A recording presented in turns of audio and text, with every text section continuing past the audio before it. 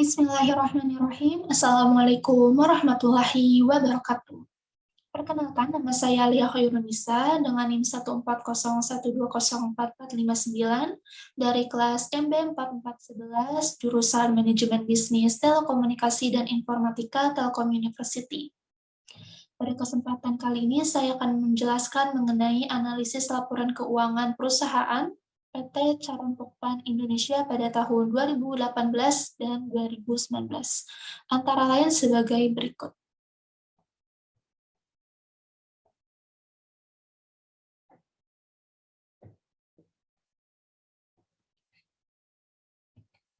Terdapat 4 pertanyaan yang akan membantu dalam menganalisis laporan keuangan. Yang pertama adalah how liquid is the firm. Yang kedua, how has the firm financing its asset? Yang ketiga, how efficient has the firm management been in utilizing its asset to generate sales? Dan yang terakhir adalah, has the firm earned adequate return on its investment? Untuk pertanyaan pertama adalah how liquid is the firm? Current ratio, yaitu kemampuan perusahaan untuk membayar utang lancar dengan aset lancar. Current ratio pada tahun 2019 adalah 2,56, sedangkan pada tahun 2018 adalah 2,98. Current ratio perusahaan dalam kurun waktu 2 tahun dikatakan baik karena dapat mengcover utang lebih dari 1 kali lipat. Sedangkan untuk perbandingan antar tahun, current ratio pada tahun 2018 dikatakan lebih baik dibandingkan pada tahun 2019.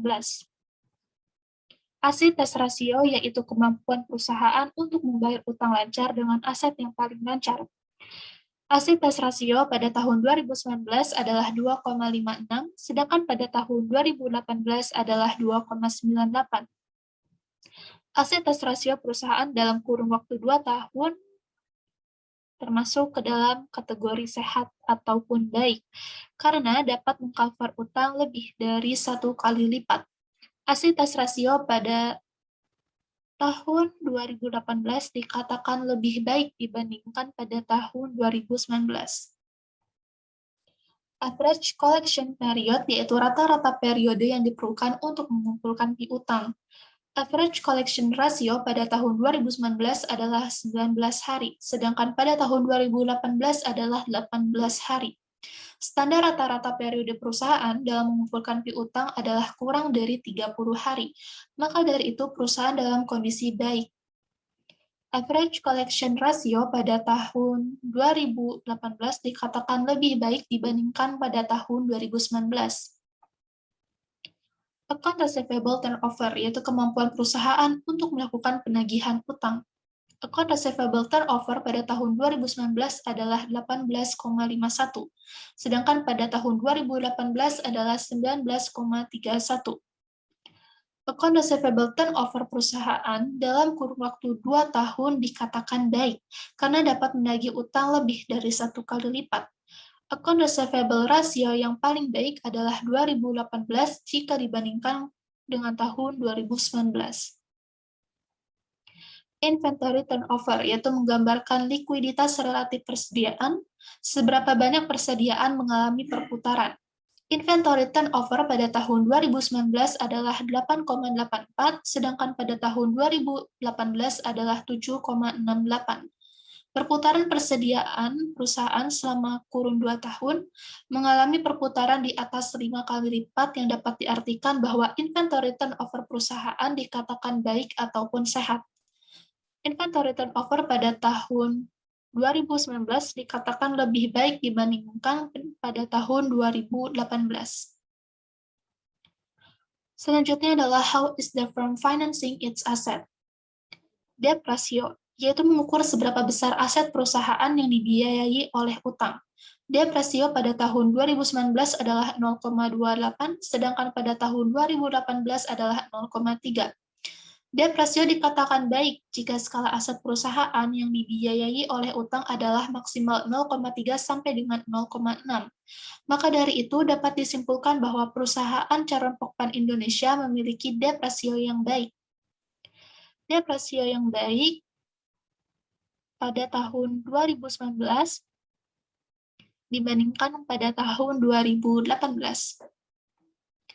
Times interest earned, yaitu mengukur kemampuan perusahaan untuk membayar beban bunganya. Time interest earned pada tahun 2019 adalah 10,26, sedangkan pada tahun 2018 adalah 11,51.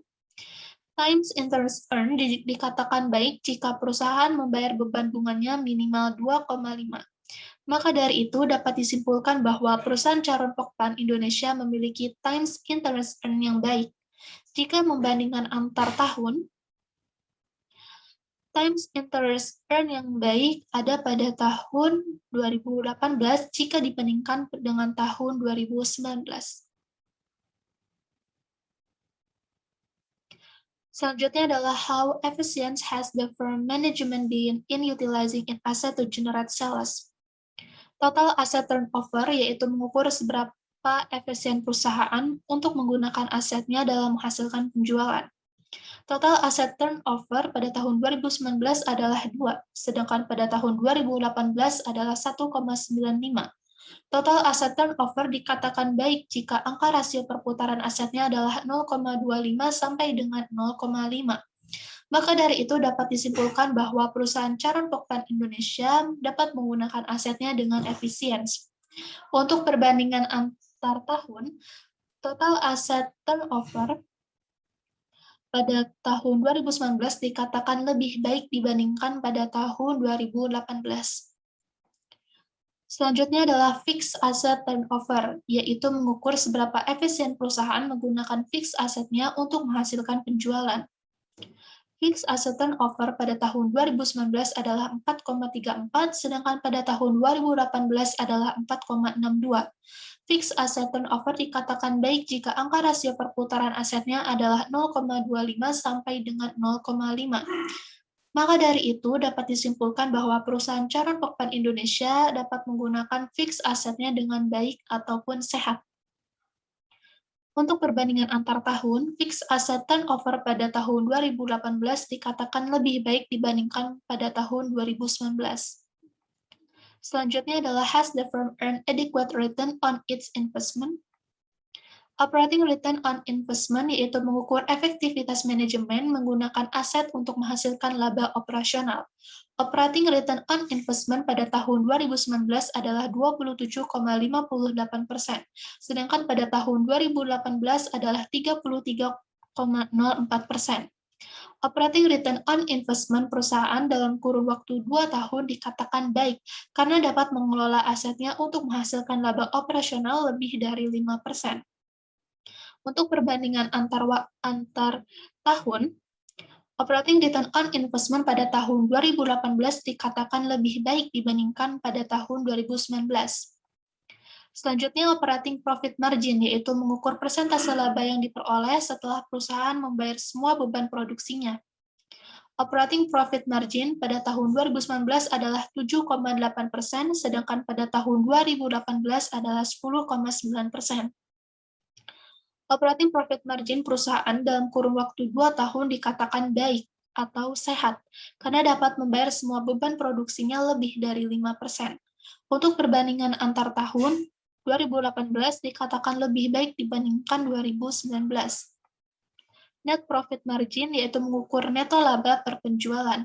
Net profit margin pada tahun 2019 adalah 6,2%, sedangkan pada tahun 2018 adalah 8,4%.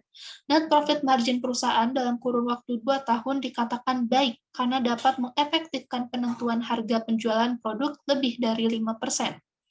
Untuk perbandingan antar tahun, net profit margin pada tahun 2018 dikatakan lebih baik dibandingkan pada tahun 2019.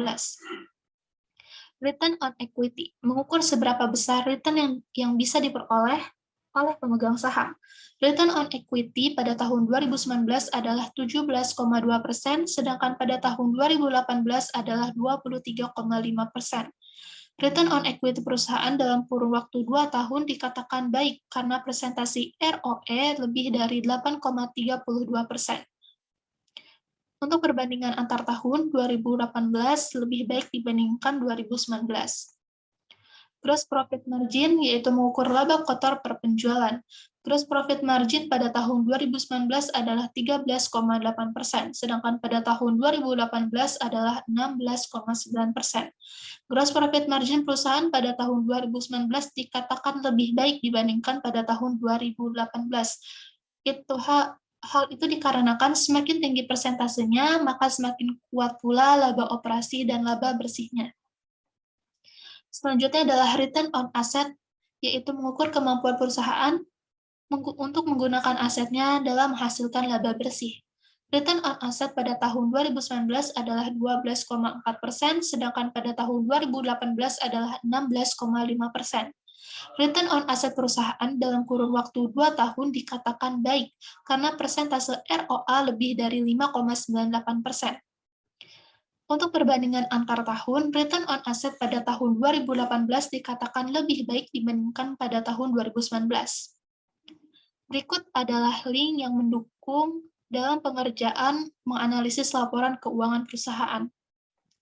Sekian dari saya, mohon maaf bila ada salah kata dalam penyampaian analisis laporan keuangan perusahaan Charon Pokpan Indonesia, dan terima kasih. Wassalamualaikum warahmatullahi wabarakatuh.